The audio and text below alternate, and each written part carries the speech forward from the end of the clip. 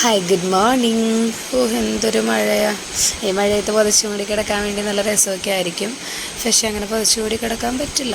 ജോലിക്ക് പോയേ പറ്റൂ. സോ ഞാൻ ജോലിക്ക് പോയിക്കൊണ്ടിരിക്കുകയാണ്. ഞാൻ കുടയൊക്കെ ചൂടി രസമുള്ള പരിപാടിയാണ്. പക്ഷേ ആ സമയത്ത് റോട്ടിൽ കൂടി പോണ വണ്ടിക്കാരൊക്കെ നമ്മുടെ മേത്തേക്ക് വെള്ളം തെറിപ്പിക്കുമ്പോൾ അതത്ര രസമായിട്ട് തോന്നാറില്ല. എങ്കിലും ബസ് സ്റ്റോപ്പിലേക്ക് ഇങ്ങനെ നടന്നു പോവും. റോഡ് പണി നടക്കുന്നതുകൊണ്ട് പിന്നെ റോഡിൻ്റെ അവസ്ഥ പറയണ്ടല്ലോ. കണ്ടാ, ചെളി കൊണ്ട് കുഴി വണ്ടികൾ ചീറിപ്പാഞ്ഞ് പോയിക്കൊണ്ടിരിക്കുന്നു. എന്തു പറയാനാ, ബസ്സിൽ കയറി അങ്ങ് ഇരുന്നു.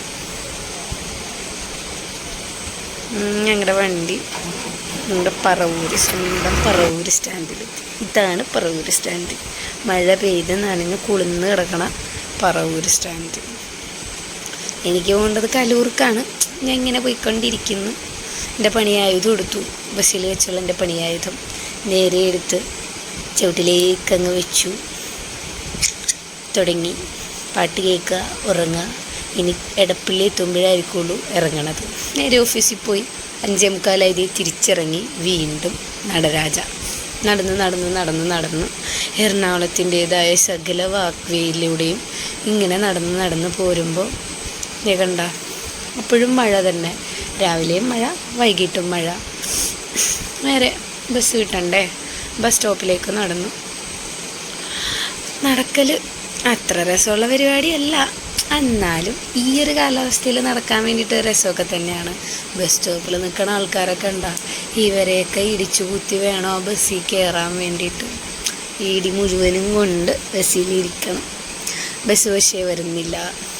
ഇതാണ് നമ്മുടെ സ്വന്തം എടപ്പള്ളി മെട്രോ. ലുലുവിൻ്റെ ഫ്രണ്ടിൽ ഇങ്ങനെ കുറേ നേരം കാത്തു നിന്നിട്ടാണ് ബസ് കിട്ടുന്നത്. അതിൽ നല്ല ഇടിയും തിരക്കൊക്കെ കൊണ്ടിട്ടായിരിക്കും നമ്മളിവിടെ എത്തണേ.